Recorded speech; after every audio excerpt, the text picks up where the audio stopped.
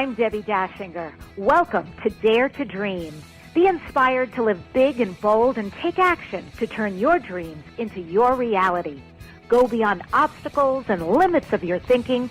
Accelerate results to catapult yourself to success. I'm a visibility expert who gives media makeovers to clients, booking them on media interviews and turning their books into international bestsellers with guaranteed results. Join me at DebbiDachinger.com. Dare to do great things. Dare to shine. It's all about you becoming a visionary and leading the pack. Welcome to your daring new life.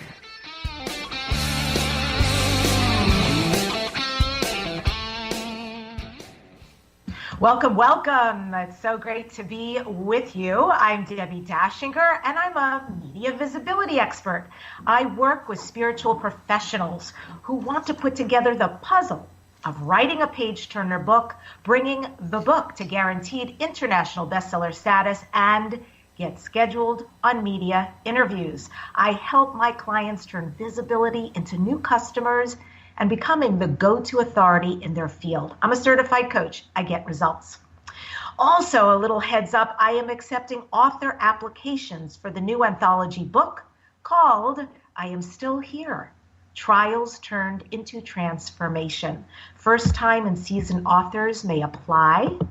You can go to debbid.net/anthology. We do have people who have been signing up. It's going to be extraordinary. And just remember, Debbie has no E, so it's debbid.net/anthology. And today's thought for me is really about a reminder to inspire, to motivate, to celebrate. I think really more than ever, especially with the news of late. It's funny, you could plug this in evergreen anytime, and I bet my saying that would still read and land. The news of late being very interesting, right? We live in interesting times. So that said, it's really about inspiring ourselves and others, motivating ourselves and others, and celebrating ourselves and others, which can really be a moment thing, a simple, beautiful thing. And a little bit later, I've got ARJUNA ARDAGH here. He's released his new book, Radical Brilliance, How and Why People Have Original Life-Changing Ideas That Change the World and How You Can Have Them Too. Why do some people have original brilliant ideas which move the game forward for all of humanity, while others live lives of quiet imitation? What is the secret of innovation and originality? ARJUNA will be here to answer those questions on Dare to Dream a little bit later on. So inspire, motivate, celebrate. How is your gratitude meter doing today? Have you taken your moments today to be still, to experience gratitude, to see what there is right now in your life, in your being, in a breath to be grateful for? You can go from awe to awesome. You can choose things to appreciate this moment. We can choose, and I love choose. I think it's one of the most powerful words, choose and decide. Shift your mindset and energy. I offer you a thought. You can come back to this throughout the day if you like a mantra, which is I offer my best life to myself and everyone in these now moments. Walter Mosley said, "We are not trapped or locked up in these bones. No, no. We are free to change, and love changes us. And if we can love one another, we can break open the sky." When we come back, ARJUNA ARDAGH offers a map to investigate, to navigate the field of genius enhancement. Stay right there. How do you comfort a grieving child? It's not easy, but the book, My Mommy is a Butterfly, facilitates the process by introducing your child to the concept of signs from the afterlife. These signs will prove to your child that their loved one is still around them and still loves them. The heartwarming story encourages your child to focus on the power of love and how it transcends death. My Mommy is a Butterfly will uplift your child with hope and resiliency. Your child will become empowered to learn that death is not only an ending, but also the beginning of a relationship where love never dies. Written by Michelle Bieber, My Mommy is a Butterfly is available at Amazon and Barnes & Noble. Hi, my name is Arjuna Ardagh, and I'm the author of the new book, Radical Brilliance. Have you ever stopped to consider why Albert Einstein came up with the general theory of relativity, Emmeline Pankhurst got the vote for women, and Steve Jobs rethought the way we understand computers and cell phones, while many of us just watch in amazement and applause on the sidelines? What is it that causes some people to have original ideas which change the world? Radical Brilliance is the answer to that question, and it presents 4 very different kinds of subjective experience and brainwave activity which, when they come together in a human life, radically increase your chances of being brilliant. Come visit radicalbrilliance.com, where I've prepared a free 5-day mini course that explains all of the principles of your brilliant life.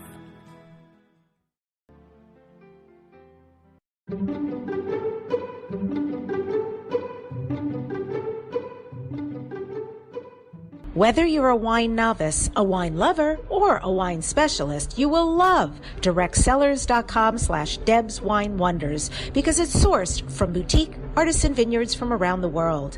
Give the wines as gifts for colleagues to bring to social situations, or just enjoy it with family and friends.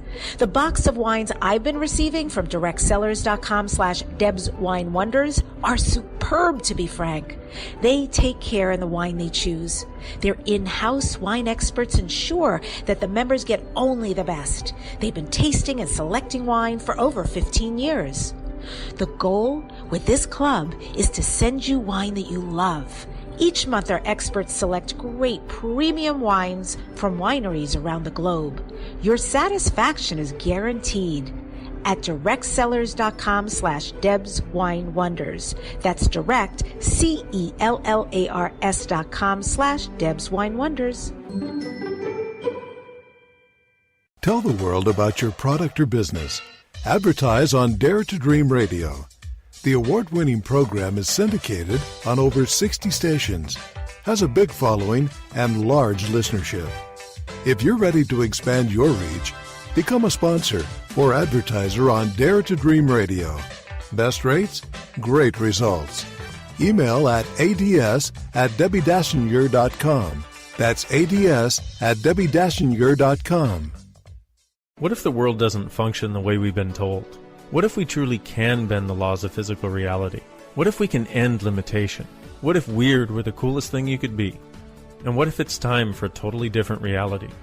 Are you ready to create it? Are you ready to dream as big as you dare? Hi, my name is Dane here. 13 years ago, I started to truly ask questions. Actually, I started to be the question, and everything in my life changed for me.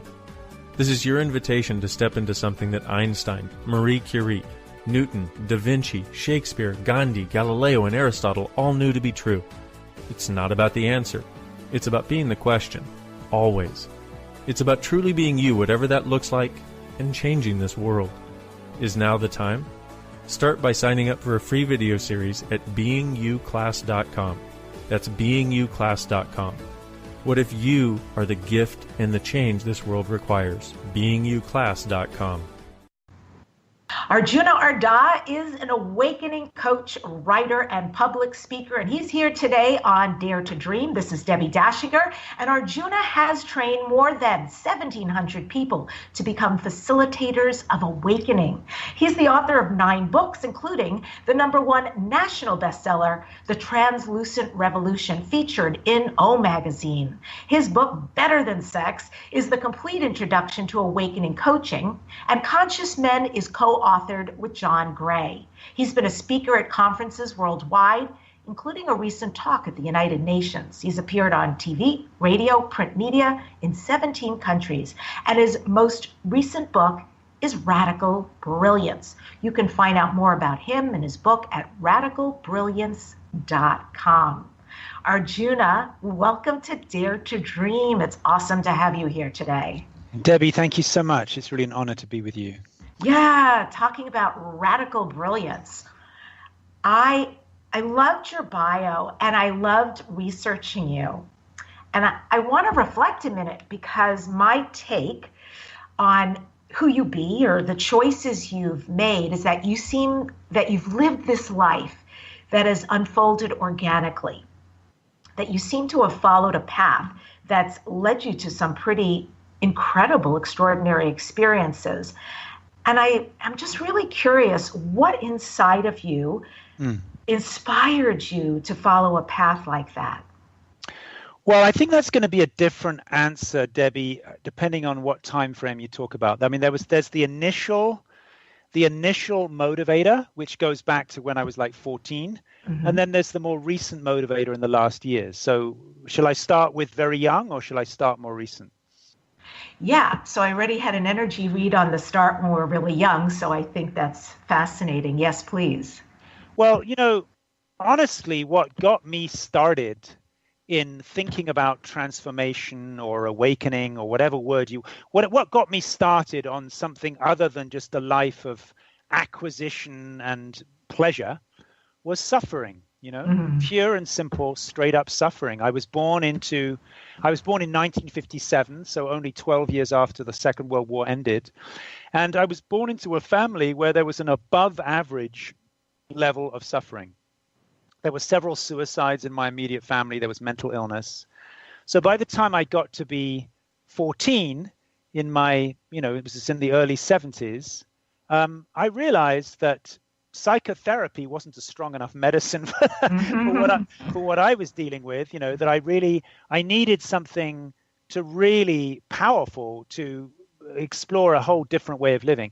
And so that was really, I started to explore kind of spiritual practice like meditation and had some glimpses of something beyond the mind. But then pretty soon I realized, within a few years, I realized that was only part of the equation.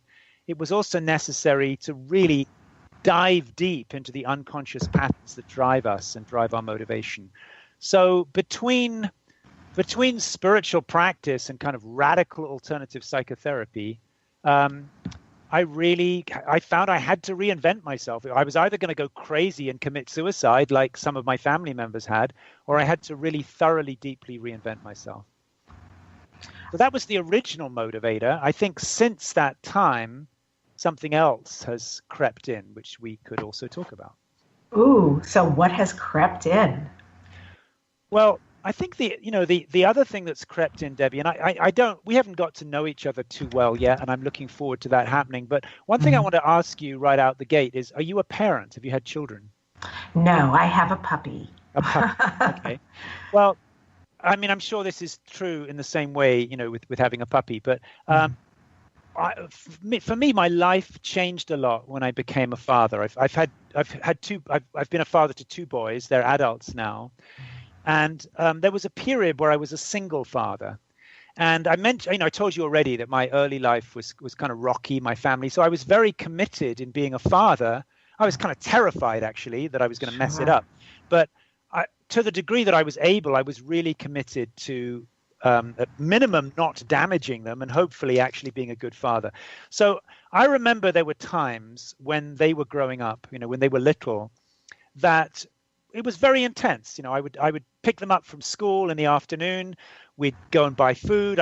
We cooked all our food from raw ingredients. We didn't buy any kind of frozen pizza or macaroni and cheese. We were cooking from raw ingredients. So we'd come home, we'd cook, we'd make the breakfast for the next day. We'd do homework. We'd do packed lunches. There was a lot going on. So then we'd all pile into bed.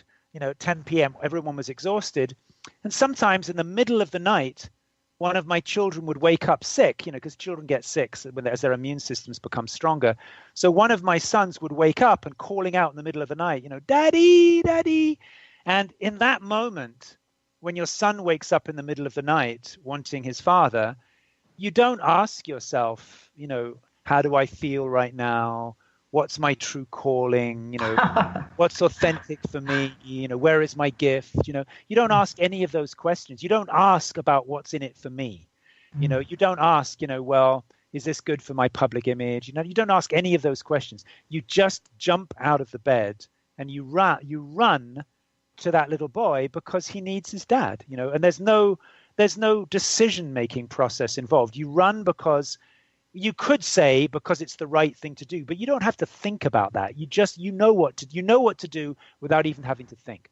And I lived that way for many years, being a father and being a pretty unconfident father. It wasn't like, oh, I'm the greatest dad in the world. I was motivated by being scared of messing up, Mm-hmm. So for many years I lived like that. And then when they got older, my sons didn't need me so much anymore. They became strong little trees on their own.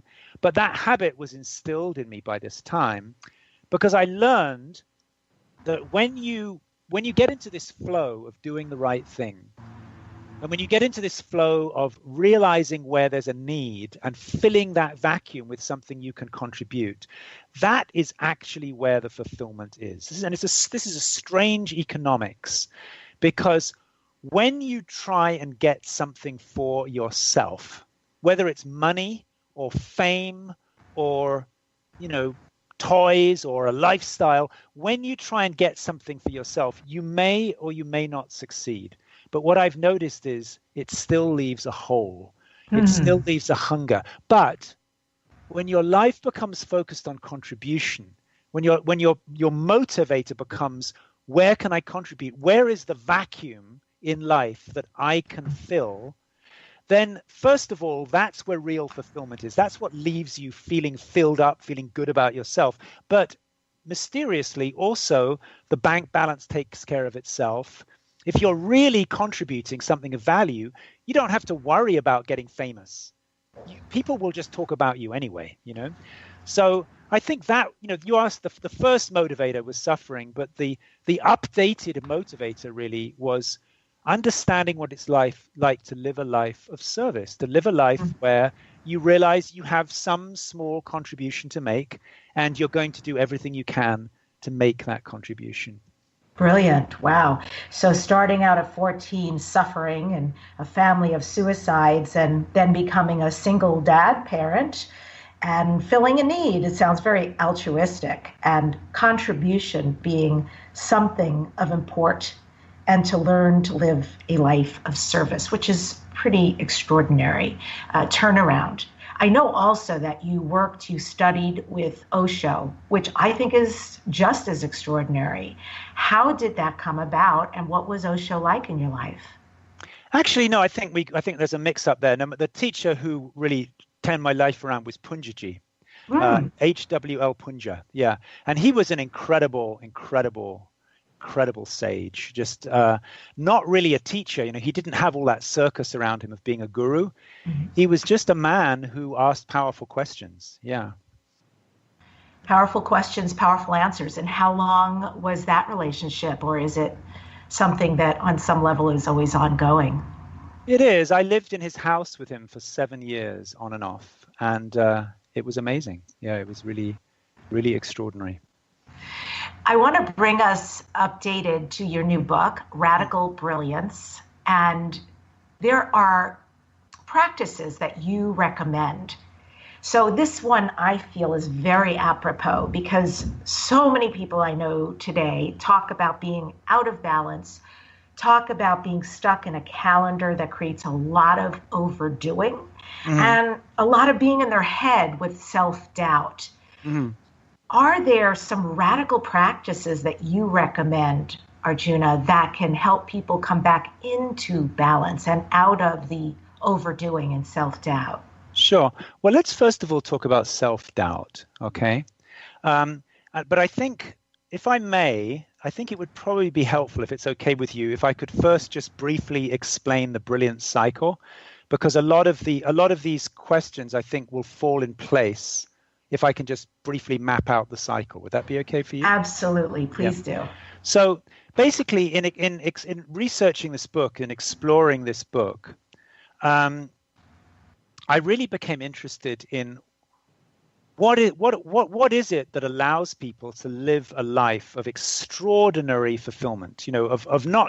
I'm not so much talking about success in the conventional sense, which can be measured by, having a bestseller or making a lot of money or whatever, or getting on a late night talk show or something. I mean, there's nothing wrong with those things. It's perfectly good. But I'm talking about really extraordinary levels of fulfillment. I mean, just where your life is just dripping magic. You're in the zone of just feeling like that you're being transported by something way beyond yourself. I'm talking about Lynn Twist, who founded the Pachamama Alliance. Oh, yes. Yes. She's been on the show. Yeah, or Barbara Marx Hubbard. I mean, these are not... Yeah.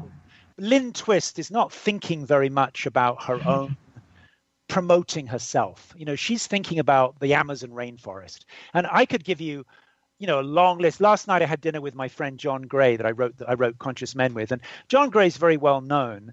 John Gray doesn't talk much about what's in it for John Gray. He doesn't talk about how can he get more. He's constantly talking about the needs of people. Last night we were talking about the needs of younger people. He's continuously asking, like, where can we contribute? Where can we make a bigger difference? And so the money and the fame, it's all in the background, secondary. It's not what people that are highly fulfilled, I think, are generally, that's not their primary focus. What's in it for me? So I was asking myself, what is it that allows people to be extraordinarily fulfilled? I mean, you were talking earlier about gratitude. So your life is just dripping with gratitude. Somebody asked me last night, I was at this dinner with John, and somebody, as a kind of icebreaker, we were 5 of us at dinner. Somebody said, so what is it that lights your life up at the moment? What is really giving you just that buzz at the moment? Somebody asked me that question. I tried to ponder it, and I said, well, everything. Everything is amazing.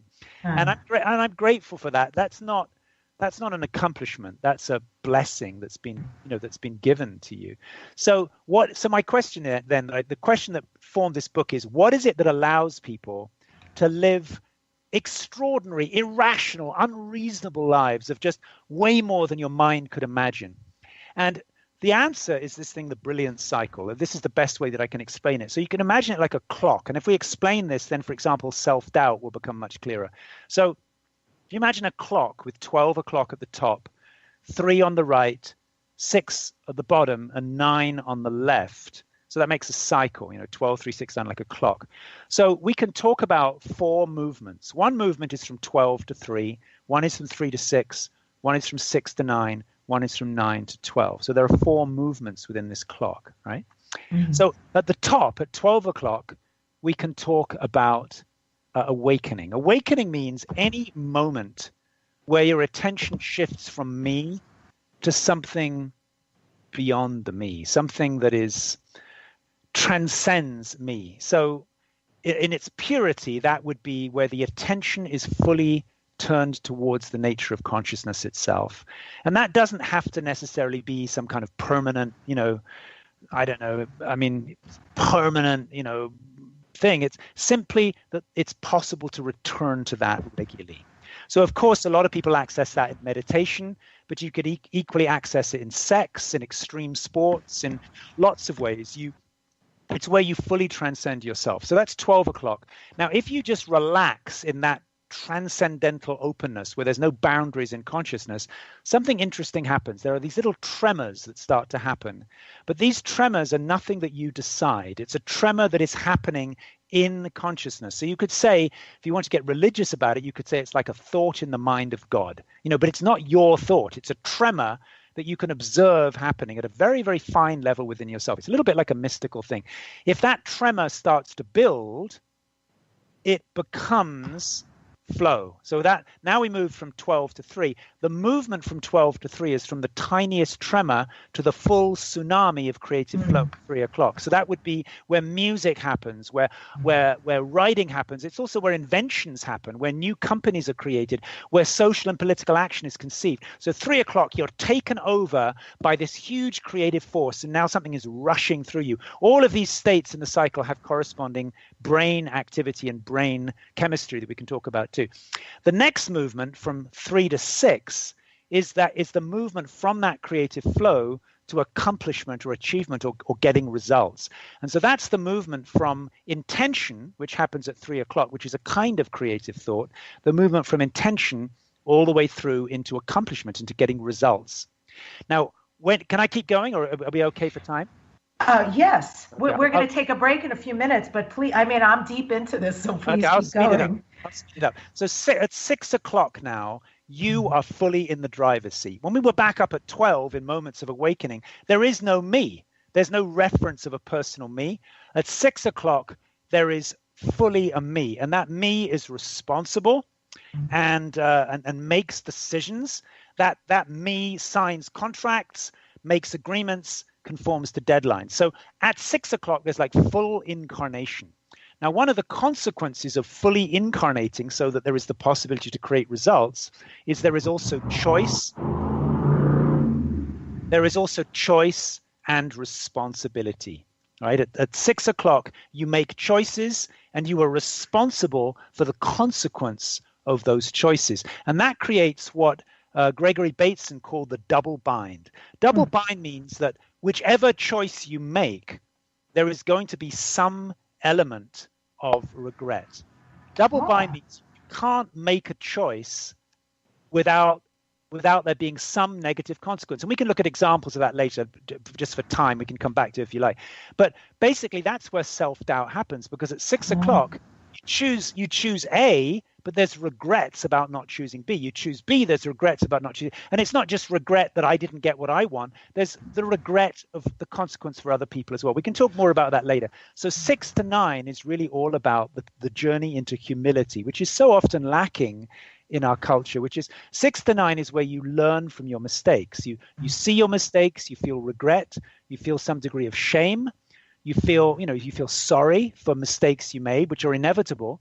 And by the time you move around to 9, you feel humility. You're aware of your limitations. You come to recognize that what you don't know is so much bigger than what you think you know. You realize you're just this little person. You're not as big and special as you thought. And realistically, a few years after your death, you'll be forgotten. You were essentially completely irrelevant to the story, the evolution of humanity, let alone the story of the evolution of life. So at 9 o'clock, you're fully in humility. You realize I'm nothing relative to the big force that gives me life. And now the journey from 9 to 12 is the journey back into awakening. If at 9 o'clock, if the attention is turned inward towards yourself, there is the recognition of the pure nature of consciousness. If the attention is turned out towards life and the dance of life, that's when you start to have an intuition of what people call God, some bigger creative force than your own mind.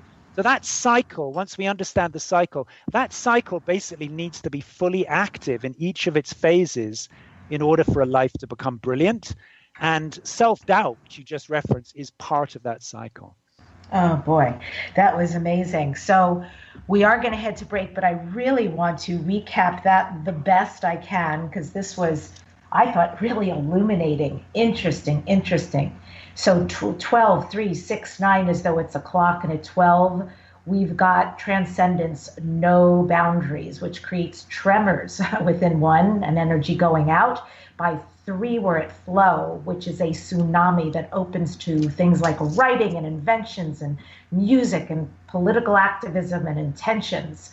And then we go from 3 to 6, which is heading to accomplishments, results. We are in the driver's seat. We become responsible and have choice. And therein is the element of self-doubt, because there is a double bind element of regret. We are going to talk about that more later.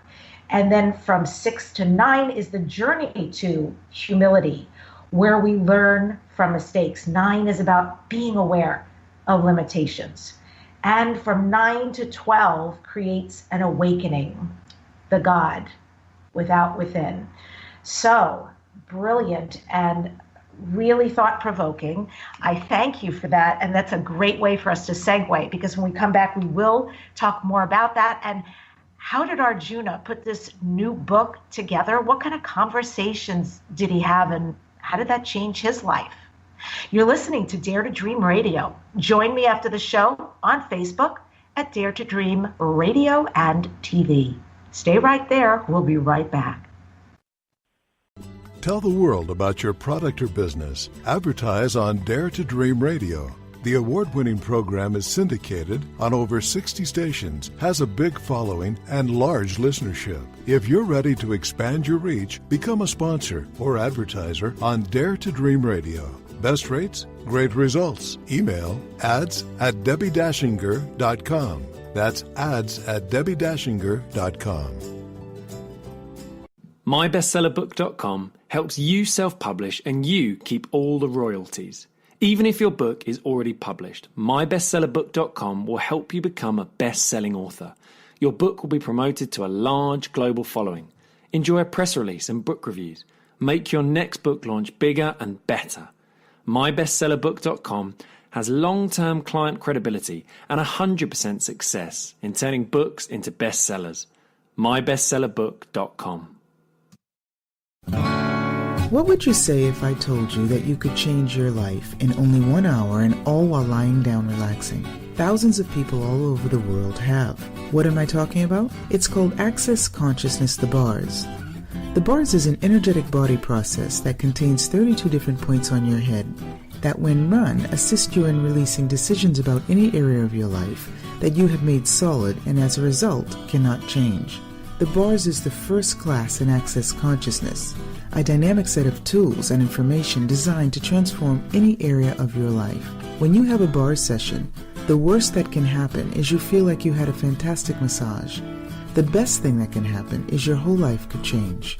Go to accessconsciousness.com today to find a facilitator to schedule a private session or to find a bars class in your area. Are you willing to give yourself an hour to change your life? Debbi Dachinger's Radio Interview Mastery Program is a unique branded system that works. MediaMasteryRadio.com puts you on a fast track to grow your business and easily book interviews. Learn how at MediaMasteryRadio.com. Debbi is fiercely committed to guiding entrepreneurs, authors, speakers, healers, and business people. Learn how to leverage your radio appearances to grow your business and increase your visibility at MediaMasteryRadio.com. Research shows we apologize up to 10 times a day, and most of the time, we say sorry as a response to someone else's mistake. What if we thanked people instead of all that unnecessary apologizing? So instead of saying, sorry, I'm rambling, you say, thank you for listening. Join us at ProjectForgive.com, a free, non-religious resource on global forgiveness. What is LinkedIn and why should you be on it? Wondering what in the world people use LinkedIn for? You will be surprised how much is available on this popular business social network. Go to www.yourconnectionconsultant.com. Did you know that 64% of all social media traffic to websites is driven by LinkedIn? Rhonda Scher, known as the LinkedIn Diva, will explain how to double your business using LinkedIn. Don't be left out. Learn how to leverage LinkedIn today. Rhonda Scher, the LinkedIn expert, is your connection consultant at www.yourconnectionconsultant.com. Are you suffering from headaches, backaches, joint or muscle pain that's hurting your work performance? Todd Nelson is a naturopath who for 36 years has helped employees, executives, and entrepreneurs alleviate the chronic pain that kills their work performance, naturally, without depending on dangerous medications. In Todd's new report, No Pain Equals More Gain, he shares 6 major steps you can take today to start reducing pain and increasing performance. You can get this free report right now by going to nopainmoregain.net. That's nopainmoregain.net. Stop letting pain get in the way of your peak performance at work. Learn how to start working and living pain-free naturally right now at nopainmoregain.net. This is Debbi Dachinger. Welcome back to Dare to Dream Radio. I am interviewing Arjuna Ardagh. Again, you can find him at radicalbrilliance.com. So Arjuna, your book, Radical Brilliance, culled from 15 years of experience, as well as conversations with scientists, artists, inventors, architects. Fascinating. I'd love to know more about that, who you chose and why, and then ultimately, how did this book, Radical Brilliance, change you, if it did? Yeah. Well, I think there's a really important, thank you for the question. I think there's a really important distinction, Debbi, between choosing to dance and being danced, right? Yeah. So you could say, you hear some music. Oh, great, let's dance. Okay, and then you dance. And now I am dancing. But there's also a way that maybe I'm sure many people have experienced. And of course, the same would be true of making love, that you could make love or making love could just take you over. And then there's not so much volition left in it. You are being moved by a current that is not volitional. It's somehow, it's a current moving through you. And really, those things like dancing and making love, they're really analogies for how your whole life can be lived. Your whole life can be danced, and the book Radical Brilliance, as you probably know, it tells lots of stories of people who are danced. I mean, Lynn Twist, for example, she didn't deliberately decide to save the Amazon rainforest. She was chosen through a series of kind of weird circumstances. She was kind of chosen by something she didn't even understand to do that. And so this book happened in that way. In May of 2016, so 2 years ago, I was involved in a very intense car accident where I was involved in a full-on collision at 65 miles an hour. And if you saw the car that I was driving, it was reduced to just it looked like a piece of paper that was crumpled up. So you'd look at that car and you'd say there's no way that the driver survived that collision. But I'm here, Mm-hmm. So there's something kind of bizarre and illogical that I'm actually here to tell the story. Mm-hmm. So after that collision, I had no broken bones, nothing. And also I was driving in the middle lane of the freeway. So there were cars on the left and cars on the right. There was this collision. And then the next thing I knew, I was in the grass in the middle between the two directions of traffic. I don't know how I got to the grass in the middle. So this is all very mysterious, what happened in those few seconds. But after that, I had no broken bones, but my whole body went into shock. So I couldn't be around noises, I couldn't be in a moving vehicle. So I just kind of ended up in my room. My wife was away. I just spent 6 weeks in a dark room, kind of waiting till I could deal with the world again. It's called post-traumatic stress, I think, and I did a lot of things to try and heal that, but it just takes time. And during that time, which was a sort of involuntary pause, really, this model that we discussed before the break, something like a clock, this model really revealed itself to me. And it wasn't really like I chose it or did it. It really, it gave itself to me. It kind of revealed itself. And the only kind of choice I had, which was a choiceless choice, was to cooperate or not, Yes, I so understand what you're talking about. Yeah. It's really a surrender to what is that is often at least for me, I can reflect and say it's been very uncomfortable when that happens and certainly doesn't seem like my choice. And yet I also feel choiceless at some level. And then I go with, and it's amazing what rises up from that. Yeah, exactly. Yeah. So that was really that was how that book emerged, and so the entire cycle that we've described, read the whole first part of the book, which is about the cycle, really there was no volition in it, there was no doing in it, it kind of revealed itself. But then there was a process of testing this out, to see if it stands, if it holds water, I suppose. And that's where there were interviews. Yeah. And so really I was interviewing, altogether I've done 420 interviews with brilliant people. And there was constantly, not all of them since in that last phase, but there was constantly just a curiosity to see how much does this cycle actually turn out to be true. And the more I investigated it, the more subtle it became. It was rather like testing sacred geometry and, repeatedly going, wow, it really works. Like everything added up. So I was able to really investigate and test whether all of this actually turns out to be accurate. And so with all the people that you interviewed, this model, this clock model that had arisen from the 6 weeks that you were laying in darkness to heal from PTSD, you found that to a person, to a man, to a woman, that this was true in their lives? Yeah, exactly. Yeah. Yeah, and really, it's interesting because it takes all 4 of those phases to be activated to really have what I mean by brilliance. Now, and so I'm using brilliance in a particular way. And some people might use the word in different ways. You could certainly be famous. You could certainly have a big impact. You could certainly be influential without all 4 of these phases being active. But in order to have what I mean by brilliance, it requires all 4 of these phases. It requires frequent immersion in emptiness or in moments of awakening. It requires the capacity to be danced, for this flow to move through you. It requires the capacity to operate in the world and to be able to actually take responsibility and make decisions. And it also requires the capacity to learn from mistakes and to have humility. So, one way to understand the cycle is that it's a formula for what causes brilliance. You could also flip it around, and you could say that we are all of us innately brilliant. Every human being is innately brilliant.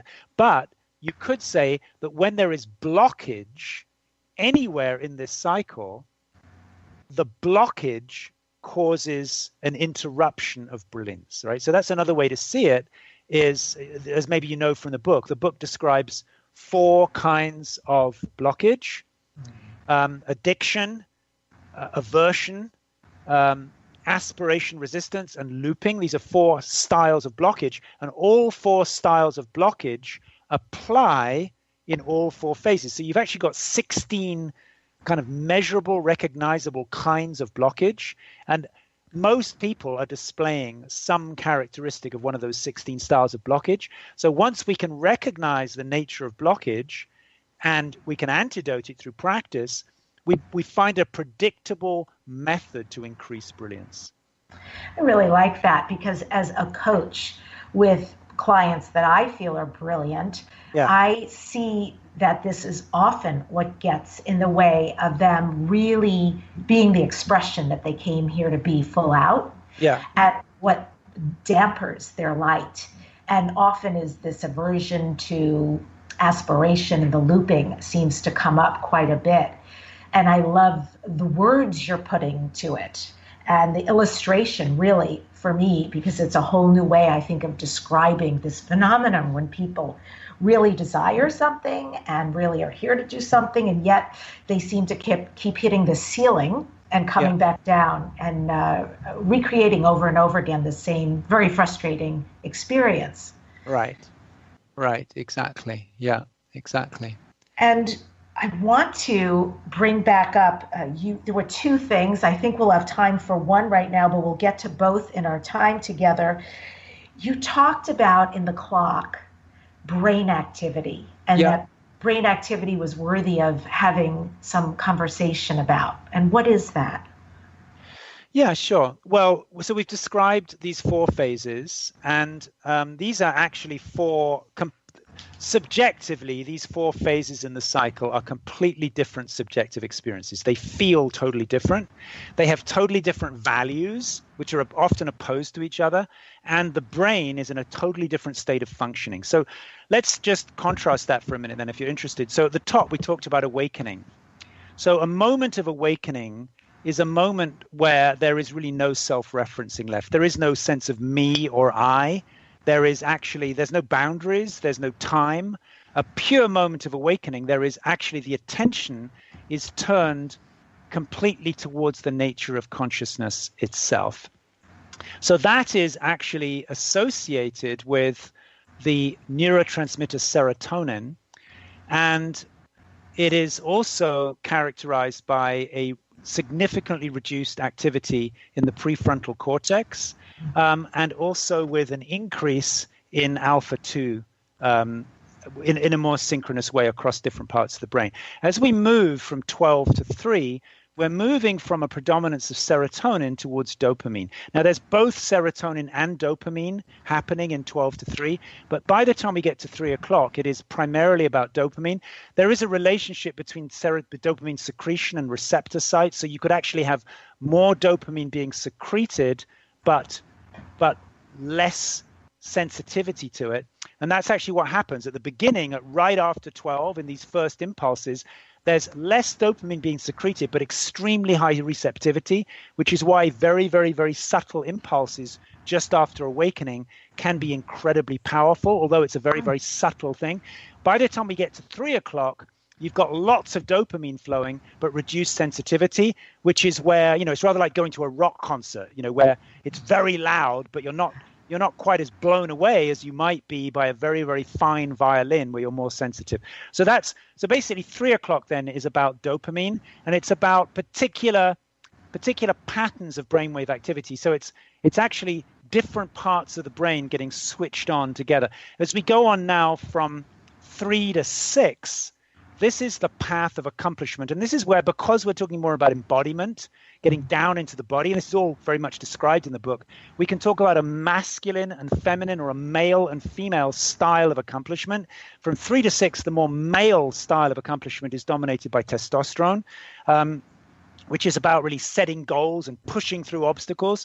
The more female style is dominated more by estrogen and oxytocin, which is more about trust and trust in other people and creating a feeling of we can do this together. But either way, as we get closer to the deadlines of 6 o'clock, of actually accomplishing things in time, we start to see a dominance of, first of all, we see a dominance of the sympathetic nervous system over the parasympathetic, which means that we're tuning out, do I need to go to the bathroom? Am I tired? Are my eyes itchy? All of that gets tuned out with the dominance of sympathetic nervous system activity. But we're also seeing the neurochemical noradrenaline, which is all about like pushing through to a boundary.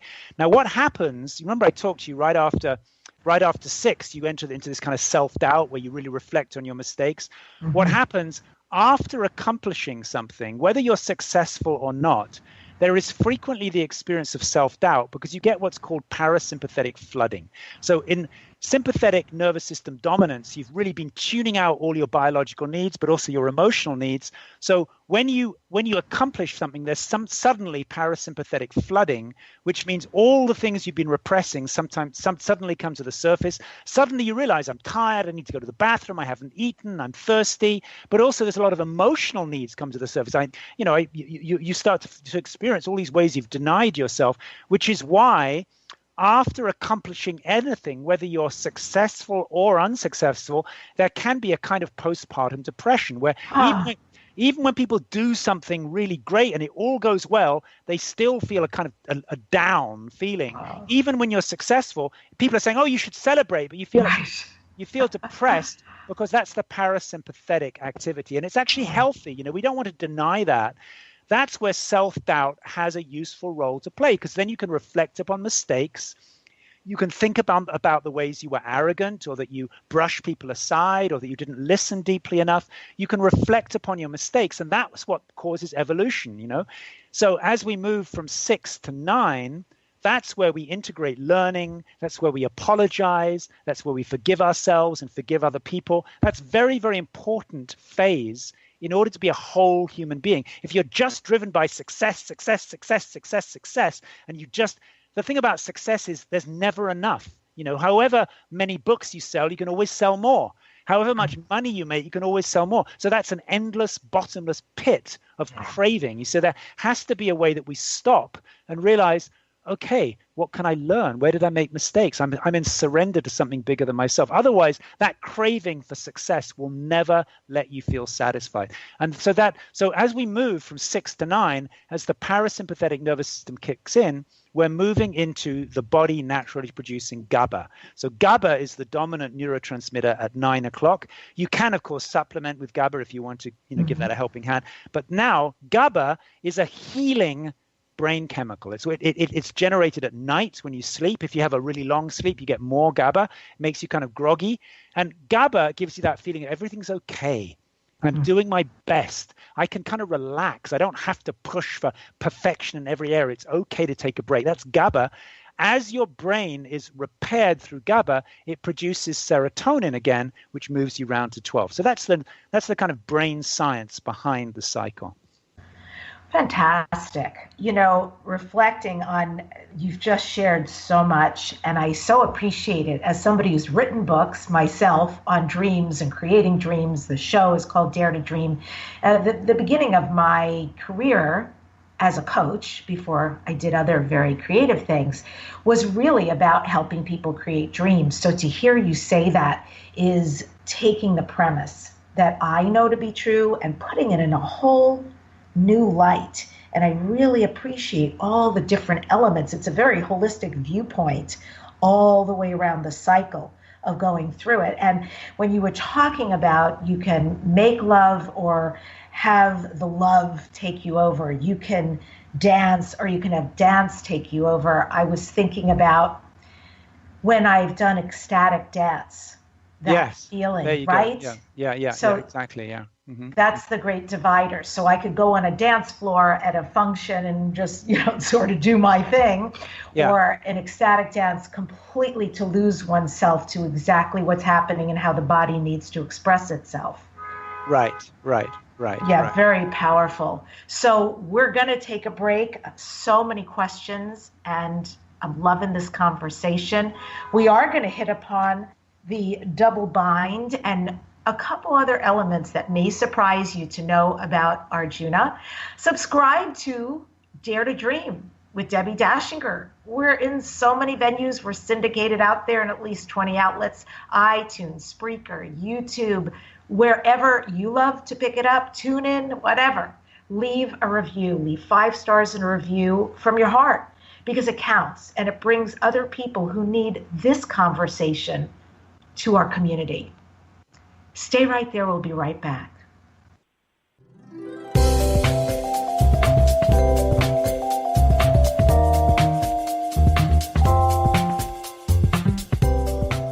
Do you love wine? Do you enjoy drinking it or sharing it? Well, maybe you know a lot about wine, maybe you don't. Thanks for entrusting me with picking and choosing the most amazing wines from all over the world and delivering them to your home or business. You will receive as few or as many bottles of wine as you like, with tasting notes in your magical box of wine detailing the regions, the history, and even food and wine pairing. We will deliver to you the best wine in the world. So get in, get wine, get social at directsellers.com/Deb's Wine Wonders. Sit back and truly enjoy our wines, because we take great pride. We have invested a great deal of time selecting the most incredible wines from all over the world we know you'll enjoy and want to share at directsellers.com/Deb's Wine Wonders. That's direct, CELLARS.com/Deb's Wine Wonders. Yum.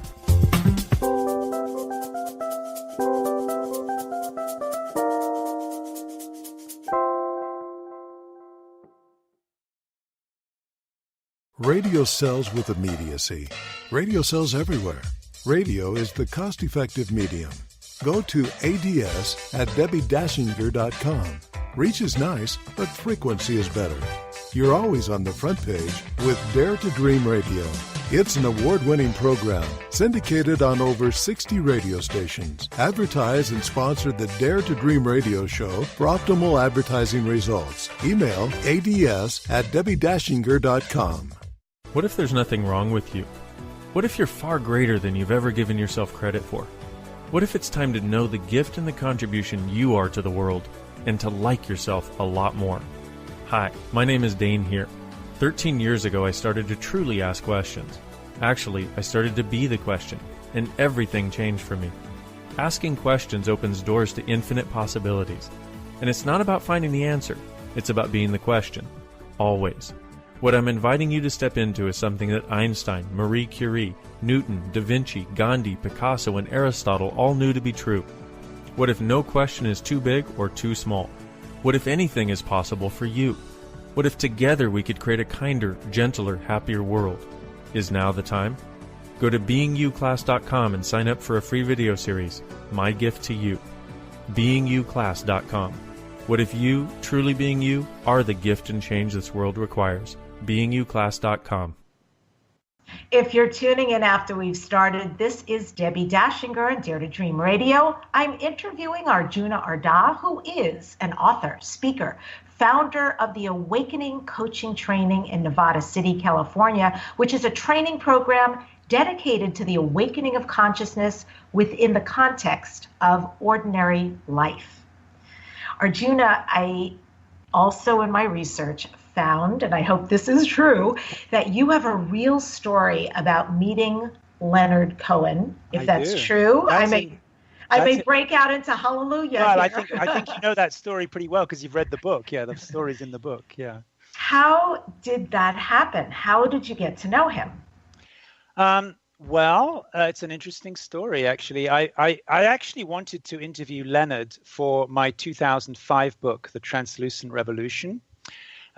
So I reached out to, because I think of him, there's a chapter in Translucent Revolution called Translucent Art, which, in art in many media. And I just think of Leonard as a, just incredibly brilliant, translucent man. So I reached out to his manager, Kelly Lynch, at the time, to book an interview, and I keep getting these messages back. No, he can't do it. He's in, he's traveling. He's in Montreal. It's Hanukkah. There were all these always these reasons that he couldn't do it.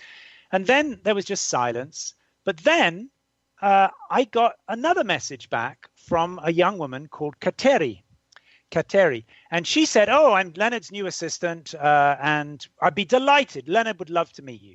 I went, great, So Kateri helped me get set up with a meeting in the Wilshire district of Los Angeles. And Kateri was wonderful. She would answer my email, at 2:00 in the morning, she'd answer an email, it's early on a Sunday morning. It seemed like any time that I was awake, Kateri was there to answer my email. And we actually got a little flirty. I mean, I wasn't talking to her on the phone, but although I was married and I didn't know what her status was, we just got a little flirty by email, because she was just so amazing. So anyway, so finally I went down and I met Leonard, and it was an incredible time. I spent the whole afternoon with him. It is a very, very small upstairs kind of it was really just a upstairs apartment. It just had like 3 or 4 rooms. And we talked about 10 New Songs, which is an incredible album that came out in 2002. And we had an amazing talk that we can talk about. But the funny thing was, at the end, he gave me a little guided tour of his apartment, which took about 15 seconds because it was so small. So he showed me the living room, and he said, "Oh, this is the office." So he opened the door to the office, and it was just these kind of tables that you can buy at Kmart, like a plastic table with metal legs that kind of fold out from underneath. So and on these plastic tables, there were kind of boxes piled up. So it looked like an office that wasn't really inhabited. So I said, "So where does Kateri work?" So Leonard said, Kateri, let me introduce you to Kateri. I thought, whoa, I'm going to meet Kateri now. So we went into the kitchen, and he opened the little cupboard, above the sink. He opened the cupboard, and way up on the top shelf, there was a statue of a kind of Native American young woman. And he said, "This is Kateri," right? And it was a statue. And then I realized, and suddenly I felt really embarrassed because he explained to me that what had happened was Kelly Lynch, who was his previous manager, actually defrauded him for like $8 million. And although she had ripped him off, he still owed money to the IRS for what she had ripped him off for. So he was in debt, and he couldn't afford an assistant. So he made up this assistant called Kateri, who he kind of used as a front. So it didn't look like the emails were coming from him. So it turned out I'd been flirting with Leonard Cohen for several months. So that was my Leonard Cohen story. Then we became friends, and he was a wonderful. I mean, Leonard Cohen actually exemplifies this cycle perhaps more than anybody in moments of deep transcendence, because he lived up at Mount Baldy, where he did a lot of Zen meditation, and of course the creative flow. I mean, he's constantly saying it's all coming through him. If it be your will that I speak no more, that my voice be still as it was before. He's constantly acknowledging this is coming through him. And then accomplishment. I mean, Leonard was very, very detail oriented. He produced his own albums. He produced 10 New Songs, and he produced Dear Heather in a studio in his garage. So he was very, very detail oriented, with very precise. And then humility. I mean, Leonard was the first person in the world to laugh about his own failings. So Leonard, perhaps more than anybody, really exemplifies all 4 phases of the cycle. Gosh, I love that so much. And I love the unexpectedness of opening the office door where you might expect to see, beautiful wood furniture and bookshelves of music and things. And instead they're Kmart tables. Yeah. And then the statue, which is, I can imagine, embarrassing, but also hilarious. I love that he revealed that. I'm sure at some level you actually bonded forevermore. Right. You'd had a very yin-yang relationship there. And Arjuna, you work with people one-on-one as a coach, which I find fascinating considering the breadth of your work. Mm-hmm. How does that work with you? How do people work with you or get in touch with you? Right. Well, I work with actually very few people because I work very intensively. So I really work with people who have the vision and the capacity to change the game for everybody. So I work with only, I usually work with people for like a year, and it's intensive. So I help people to write books, to create new global initiatives, to create a new company, something like that. And you can find out about that at radicalbrilliance.com. But I also, although I don't have the awakening coaching, you mentioned awakening coaching, that's actually not been active for some time. But although I don't train coaches from the beginning anymore, I do work with a group of coaches who are already professional coaches in Radical Brilliance. So we have a team of Radical Brilliance coaches that we can refer people to. And you can find out all about that at radicalbrilliance.com. Great. So you're also always in process and transforming clearly as you grow your practice and who you be. I have this radical question because in your book you suggest that social friendships and even dinner parties can be a way to enhance brilliance. And here's the rub. My birthday's at the end of this month. Oh, happy birthday. Thank you. It's going to be one of those milestones. And so you're turning 30. Yes. Huzzah. And my friends are throwing a lovely party for me with me. And people are actually flying in, and it's lovely. Nice. And as much as I'm really an extrovert, and I really do love people and connecting and all that, at the same time that it's my party, there's a self-consciousness for me about being fully present, enjoying myself. So I would love you to tell me, how can I set about having a brilliant dinner party where I feel like brilliance is enhanced? Yeah. Well, I think there might be two questions in there, Debbie, because I'm not sure that the formula for having a brilliant dinner party would be the best for your birthday. What I love to do on a birthday is, have some food and everything. And then what I love to do on a birthday is make a circle and have everybody in the circle tell the host or the birthday girl what that person most loves about you, So Debbie, I love this, I love that. And then what I think is a beautiful thing, because we're so used to deflecting compliments in our society, so somebody says, "Oh, I love oh, you're so beautiful," and you say, "Oh, no, not really," So it's wonderful, I think, to be able to fully drink in a compliment and say, "Yes, I am." So if somebody says, "Oh, Debbie, you're so generous with your love," you can say, "Yes, thank you for noticing. I am." So that's, I think, a very nice ritual for a birthday party. In terms of for a brilliant dinner party, that's described in quite some detail in the book. I give the kind of whole formula for how to do that. But that's ideally done with just about 6 people. I don't think that would be, 8 would be a lot for that. And what you do with that is you have some period of eating, eating together and maybe having a glass of wine. And then each person gets 5 minutes to speak about something that they're passionate about. It could be, it could be a blog post. It could be a video they want to make. It could be a chapter from a book. But to speak about something in 5 minutes, you can't go into too much depth. But each person gets 5 minutes to speak about something, and then the other, if you've got 6 people, the other 5 people listen, and then there's 10 minutes where those other 5 people can either ask questions, which would be curiosity, or can express support, which is affirmation, or they can actually be critical, which is also an important way to help people to grow.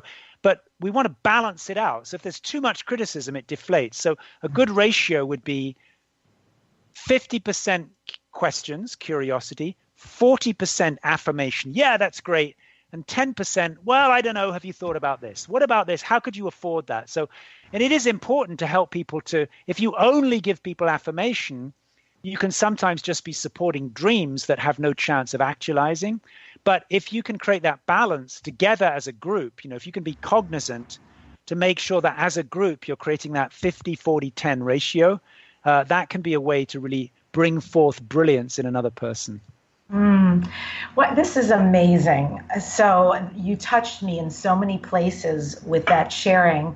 First of all, I feel like that was also intuitive because that's exactly what we've done. It's not actually a sit-down dinner party. This is going to be very fluid with food and wine and in a beautiful home at the beach. And this is exactly what my co-host put out, is we're going to have a time where you get to honor Debbi and her life thus far. So we're absolutely going to do that. And I love that piece. That's so helpful to me to follow up by saying yes, to receive, fully receive. Yeah.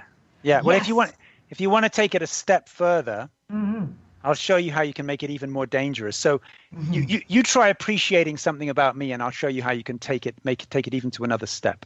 Oh, yeah. So Arjuna, what I really appreciate about you is your passion for life, frankly, and for seeking. And then how you can take that passion and make it palatable out here, make it so articulate that it almost paints pictures of what's possible in a way that I hadn't conceived before. Well, that's very perceptive of you. Thank you. Yes, I am passionate. And one other thing you may not know about me is I'm also a really good cook. So that's a way that you can. So when someone compliments you, you could follow it up by saying, well, that's very perceptive of you that you noticed that. And let me tell you another great thing about me as well. And, people sometimes say, oh, that's the ego. That's the ego. But, if we're going to use the word ego just means like self-referencing. And honestly, I think that self-deprecation is more egotistical than acknowledging the beauty that was given to you by a force bigger than your own choice. So I think, egotism is more associated with contraction than it is with expansion. So I think it's great to be able to acknowledge the gifts that were given, that were planted in you, to acknowledge when they're appreciated, and then to even add another one the person may not know. I agree, because everything is energy. And when somebody has given you a statement or something from their heart, it's a gift. Yeah. So I think the idea is to receive it, allow it, and receive it, ingest it, as opposed to resisting it, which really doesn't feel good. It's kind of wonky out here on a lot of levels. So very cool. I'm going to absolutely utilize your suggestions. I actually feel excited having heard this. Yeah. And so you'll be a part of my birthday. Thank you. Thank you. Arjuna, this is Dare to Dream. What do you next dare to dream? You've put out this amazing work, seminal work right now, and I know you're doing a lot of promotion and allowing people to know what you've done and what's possible, and I hope they'll go get your book, Radical Brilliance. What do you feel is next in your heart for you to create? Do you want the honest answer? I always want the honest answer. I can't imagine, it's impossible for me to imagine anything more glorious than what is already here. So it's like walking into the most incredible buffet that you could walk into, where every possible dish is there. And then somebody says to you, so what's missing? And you go like, honestly, I can't find anything missing. So I can't dream of anything more than what is here already. But the strange thing is that in a gratitude that really brings me to my knees in awe, life just keeps getting better anyway. So I really couldn't dare to dream of anything more than what is here, and the incredible opportunity I've been given to serve other people. And even though it seems like better than I could imagine already, it just keeps getting better on its own. That touches my heart, because what you shared at the inception of this connection was the beginning of your life was filled with suffering. And to hear you say that at this present time in your life is full of sufficiency makes me so happy for you, so happy that you live that and have that energy here and let others know what's possible. Yeah, well, exactly. And I think that's really what our work is about with Radical Brilliance, not only with me, but with the other coaches. Our work is really about inviting other people to live in that way as well, to live not from wanting more, but to live in a way that is finely attuned to just how incredible life is already.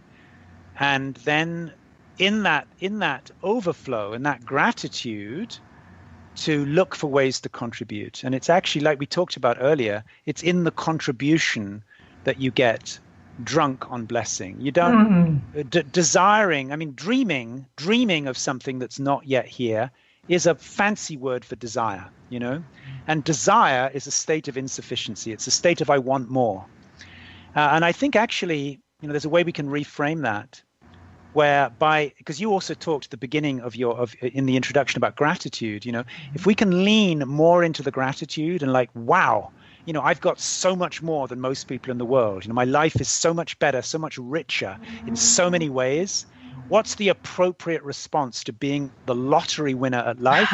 The appropriate response is sharing, not greed. The appropriate response is to share and support others and contribute. And then if I contribute to you and you contribute to me, we've got heaven. If I try to get something from you and you try to get something from me, we've got hell, you know. But if I think about how can I support you, and you think about how can you support me, and then I think about how can I support all the people that I know, and they're thinking the same thing, then we've actually got the beginning of a really of a life that conforms with what we know is possible. Well, you've absolutely been a contribution today. Thank you so much, Arjuna, for coming on the show. Thank you. I end today's show with this Yiddish proverb. People can be divided into three groups: those who make things happen, those who watch things happen, and those who wonder what happened. Next on Dare to Dream, I'm featuring Jonathan Robinson as well as Christy Whitman. You want to stay around for this amazing ongoing conversation. Subscribe to my inspirational YouTube videos at youtube.com/DebOnTheRadio. And thank you again for joining us today on Dare to Dream.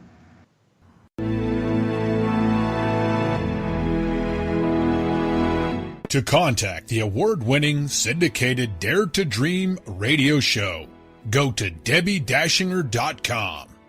Keep your excellent feedback and comments coming.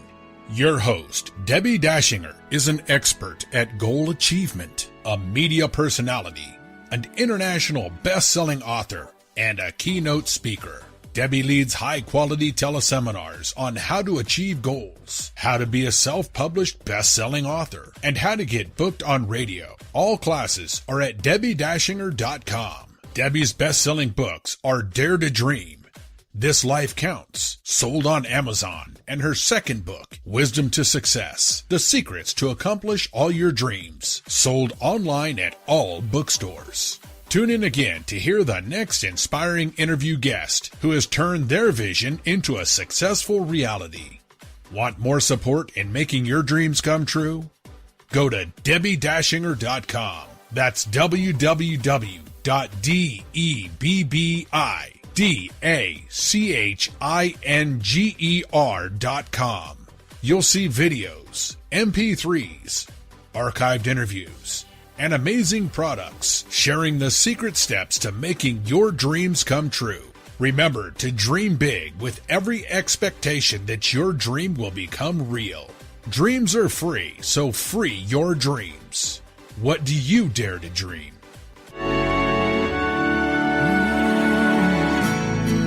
Here I'm standing now, waiting for my time to be all that I can be. It's so easy to forget, life is in my hands, and I can change it if I want. Nothing nothing's impossible, no.